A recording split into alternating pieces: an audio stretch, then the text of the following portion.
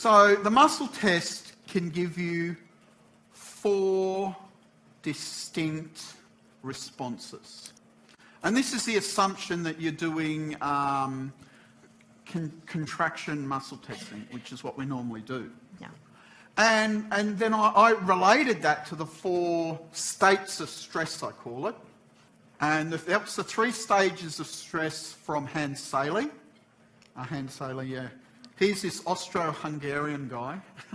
I was in Hungary once and I said he was Austrian, and they were like, no, he's Hungarian. He just went to Vienna and blah, blah, blah. And it was like, okay, he's Austro-Hungarian? Okay. So basically what happens then when the muscle test, so if you'd say let's do anterior deltoid, when you test it, it's locked, but you can sedate it with a spindle cell. So there's actually no change. So if the muscle test doesn't change, it's telling you something. No change, no stress. Then you've got indicator change. And so this relates to the first stage of stress. So basically the muscle test unlocks. But if you spindle it, it will tonify. So, and whereas with the no change, you can sedate it and you can tonify it at will. Then you have over-facilitation, and that is like you can't, it's like jammed, it's like a lot of tension in there. It's locked, like but you can't sedate it. Until? That's how you tell. Oh. And this is the second stage of stress, the resistance phase. Physiologically, that is high levels of cortisol over extended period of time. Why do we have it? It is like, it's meant for us when we lived in the jungle, when there was a long-term stressor, we could adapt, but when that stressor went, we'd go back to normal. Mm-hmm. We store energy as glycogen in the liver, so it goes to the liver and starts releasing your energy. So you've got more, because you mightn't be getting it from external sources, so you need more energy to live. Mm-hmm.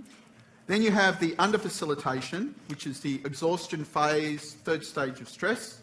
And that's when the muscle test, you put something on, and it's like, I don't know if you ever had that experience doing, for those of you who've done kinesiology, you put something in the circuit, and just it's like the whole energy just dissipates and the muscle just goes, whoa. And that is, it unlocks, but you can't tonify it, it's like. Mm-hmm. And that is, that you find with, PTSD, burnout, people under, long-term trauma is PTSD, like this. Okay. And they, and so what you see with that is that you get this this state of exhaustion, and also what in my model of it, you actually activate a hormone called reverse T3. I don't know if anyone's heard of that, but reverse T3. I suppose they should call it 3T. It's reversed, instead of T3, 3T. It's just that. Okay. Okay, it doesn't matter. Anyway, so what you see there is your physiology starts shutting down, and I call it the defeat stage. You are defeated, and it's like you go belly up, like. So then another Richard Art concept was called powers of stress. So when you had an over-facilitation and you tried to sedate it, you couldn't. Selfie? Everyone's like... so what happens is what he did was he would just keep stacking the spindle signal until it unlocked, and so he called it powers of stress. Mm-hmm. And then along came another one of Charles's students. You may have heard of him, Ian Stubbings. Anyone heard of Ian Stubbings? SIPS, right? Cannot SIPS off. I knew Ian back in the day. I was in his first ever SIPS 2 class, first one he ever taught as a student. That must have been easy 25 years ago. And so what they, so there he started using acupressure to diffuse the stress. And that was genius. I mean, we adapted it, you know, in NK we used the mops in the NEPs. Across the road from where I'm staying, I saw the Mops Cafe. I thought, wow, finally a cafe for NK kinesiologists. No, But I kafejka think you have the używowego. same, in German, mops is those little dogs with a flat face, which is, I saw they had that there, I thought, oh, it's the same thing, it's the Ale to mop. jest... MOP stands for modes of processing, by the way. And also I started using chakras a lot. So if the muscle test can tell you the level of stress, that's a quantitative measure. What my observation was is the method of diffusing stress told you about the quality of the stress. So that's qualitative. So you've got quantitative, qualitative, both important. Say if you use NK MOPS fear, that would tell you that the quality of the issue, they have fear in it. So that means that the qualitative is very important to understand the client's issue. 4 stages of kinesiology session. Client's issue. Now, that should be defined by the client. I remember once, one of the first times I taught my chakra hologram series as the 10-day course, intensive, was in Austria. That was my Austrian pre-Alexandra days. That was before I met her. And my host, my then sponsor, Andrea Hunt, she does LEAP. She did all my courses in the IAK up till then, except the chakras. Anyway, she's translating me, and she said to me, she says, I'm not doing the chakras. I've got issues. They will come up. I don't want to deal with them now. Well, that's fair. I mean, that's fair. She's not ready. It's not your job to decide if your client's ready to face something. It's their decision. So the client's issue should be defined by the client. That's important. Then you do the setup. I mean, this has been common, but the person I saw was the most genius at this was Richard Utt. He was incredible. I went to 2 of his conferences in Tucson. That was about 23, 24 years ago. I'm getting old. Starzeje się. Can't beat time. And he was incredible at it. And that showed me you do a good setup, but it should be related to the client's issue. The way I describe this setup is you put the client's issue in the language of kinesiology. Then you perform the balance, and then you do a correction. And all kinesiology balances have the same thing. Even for those you touch for healthers doing a 14 muscle balance. The client has an issue, you set a goal, right? Usually you set a goal. That's the setup. To jest setup. Setting a goal is setup. You do that's kinesiology balance, 14 muscle test. And for the NK people, it's a 20 muscle balance. That's inflation, you see. There's a lot of inflation lately. Then you do a correction through usually the meridians. So the correction's often the energetic, where you're doing meridians or chakras. So when you're doing a kinesiology balance, you reveal stress, which can include powers of stress. And typically you might set goals, you might blah blah. I'm a very male kinesiologist. I don't have a lot of blah when I work. And it has stressed some people out. They're going, they want to talk about it. I go, don't talk. Just let me balance, Shocker, God. You can use muscle tests. I mean, muscle tests are amazing for setup. Say if you wanted to balance me for my gallbladder because I had it out, you might put the anterior deltoid in circuit. And then you do acupressure formats as well, can be used in the setup. I just put a little format in for gallbladder. Then as you doing the balance, especially when you're using this, stress arises, You diffuse it. Stress arises it, you diffuse it. Stress arises, you diffuse it. You could use the AP spindle or magnet. He also stacked with magnets, you know. You could use sips, mops. Mops. Could go to the Mops Cafe. It's actually a cannabis cafe. I'm like, okay, that's interesting. It's got little cannabis signs on it. I haven't posted it yet. I took a photo. You can do chakras. Sometimes whatever works. Sometimes it's like, you know, you're struggling to find something that will diffuse the stress. I'm actually a floozy like this. I don't care what you use as long as it works, because reveal stress, diffuse stress, that's what gives kinesiology power and effectiveness. And then you repeat. So that's your balance, you know. So kinesiology is a stress management system. Yeah, and I heard Dorota mention it in her introduction. You have energy imbalances. Usually we're working with meridians or chakras. You have behavioural imbalances. And that's your psychology, you know, your emotions, your thoughts, your archetypes, or whatever weird behaviours you get into when you're stressed out. And you have physiological imbalances.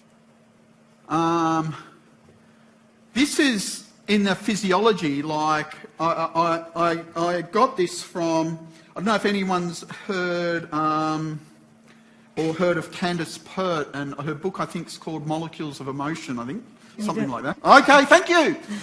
Okay, and so she was talking about this system where you've got the neuroimmunoendocrine system, I forget what she called it, but it's those three systems with their chemical messengers all interrelated, all communicating with each other.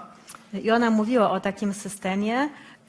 And then you start getting the, you know, so that it'll start, they all communicate with each other. So when you have stress, you have your energy structures, your emotions, thoughts, beliefs, etc.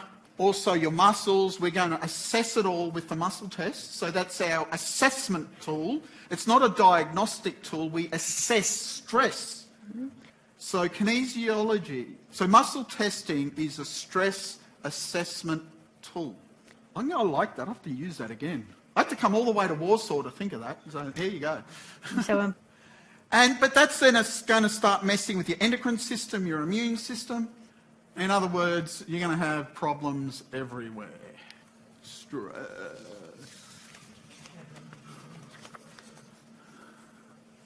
Anyway, you get the idea. So this is what this is the NK triangle. So that's the. So now we've got a school. So you have the energetic structures, and it's kinesiology. We make our intervention usually through the energetic structures, and then you've got your anatomy and physiology, and then your psychology. Energetic structures. Struktury energetyczne. Oh, God, I've been talking, running out of time. Okay, so we got meridians, chakras, orders, nadi, etheric webbing. So traditionally, we make interventions through the muscle-meridian-organ relationship. We also use chakras a lot. And if you follow me on Facebook, I just came up with, a week ago, this muscle chakra organ relationship. No, muscle chakra organ. Because I was going to Canada to teach this thing. It was a one-day course, but I only had material for half the day, so lucky I thought of that. I was on the day I was travelling, it just appeared to me. So the whole way I'm going, you know, airport, plane, hotel room, you know, get up early, right, and, you know, all of a sudden, I got something new. It's been attracting a lot of interest, actually, but we diffuse stress, that's what we do. Kinesiology is not a healing method. If you hear a kinesiologist say, I can heal you, they're full of shit. It's often ego. I'll heal you. It removes stress from the system. Healing is an innate process. You heal yourself. So you go from Richard Art's homeostasis stress to homeostasis. Chi. That's what we work with. I put all this stuff in here because I didn't know. I thought, I haven't got enough time. I'm doing a long talk, you know. They just gave me the 10-minute warning, but they've got a countdown timer on that. It's perfect. I know exactly. Okay, so up the top here, you've got basically what's the pre-heaven essence. This is derived from Giovanni Macchioccia. He's got this book, I think it's called Fundamentals of Chinese Medicine, and amazing. It's like that. Incredible book. Many languages you can get it. I used to have the English and German, but I lost the German in my divorce. So basically, this is the essence that comes from your mother and father, the sperm and the ova. So you better hope you had healthy parents, healthy, loving parents. Then over there where you've got stomach, this is called your post-heaven essence. And so this comes from your food that you eat and the air that you breathe. And if this is deficient, at the point of gathering chi, you need to tonify it with your pre-heaven essence. And that's not good. A to nie jest dobre. Not at all, because according to Chinese medicine theory, you only got a certain amount of pre-heaven essence. Once you've used it, kaputski, you are 6 foot under. And then that goes down to your, then you get true chi. And that has 2 components. You have nutritive chi. So that's in the main meridians, what we work with in kinesiology mainly. So that provides nutritive chi to all your organs and glands and muscles and things like that. And then you've got the muscle meridians, or defensive chi, sorry. And that keeps out your pathogenic factors. So it's like you have on the right, digestive system, on the left, immune system. So we can, you know, when we work with the 14 meridians, we're actually doing our intervention with nutritive chi. And we could do correct muscles with muscle meridians, because that would be your defensive chi. And then we have chakras and prana. Okay, so I've only got 5 minutes to go, so I've got to start speeding up here. 5 elements. 5 elements, it's an interesting word because the Chinese character for 5 elements has different meanings in English.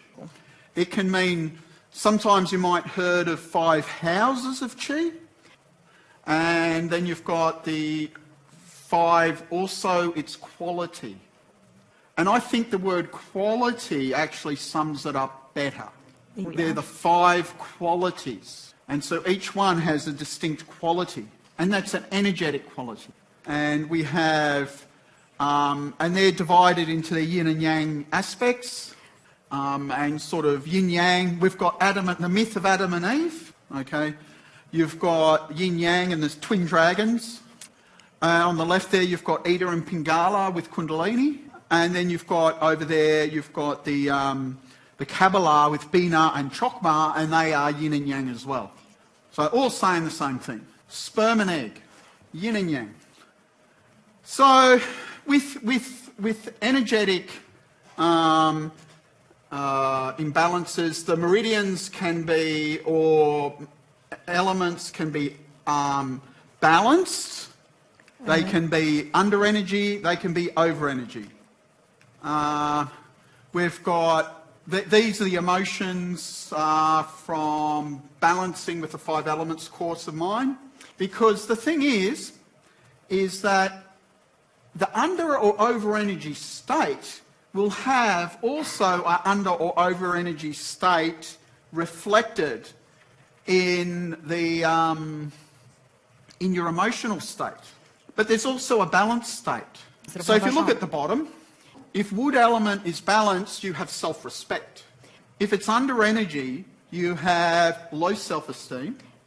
And if it's over energy, you're self-indulgent. So it's important to understand the under-over energy states will have a completely different emotional sort of observation. And so they are, you know, you can actually understand that through by looking at how people behave, you can actually map the imbalances in the meridians, elements and chakras as well. It's actually a perfect system of psychology, explains human behaviour perfectly. It's in the final minute, it's going quick now. Ostatnia minuta. Okay, so thank you very much. I mean, I had more, but this is where we got to. And I'd really like to thank Dorota. This is over energy. I went too far. Now I can't get it back. Well, we lost the slideshow. Okay. Oh, lost, yes. Yeah, but... okay. I would like to... God, wrong way again. Can you do that again? Whoever did that? Yeah, okay.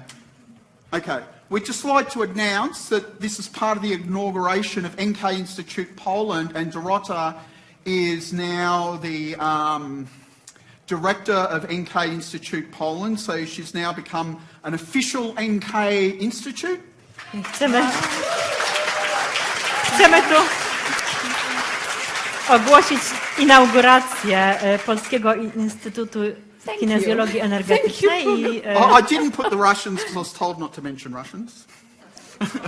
Nie wspomniałam tam o Rosjanach. And Daria's there. She's the director of NK Institute Ukraine and Baltic. She's going to give a talk later. Obecna jest też Daria, która jest dyrektorem Instytutu w Ukrainie i krajach bałtyckich. And for me it is an honor to have such a network, and all these people are incredible practitioners. So thank you very much.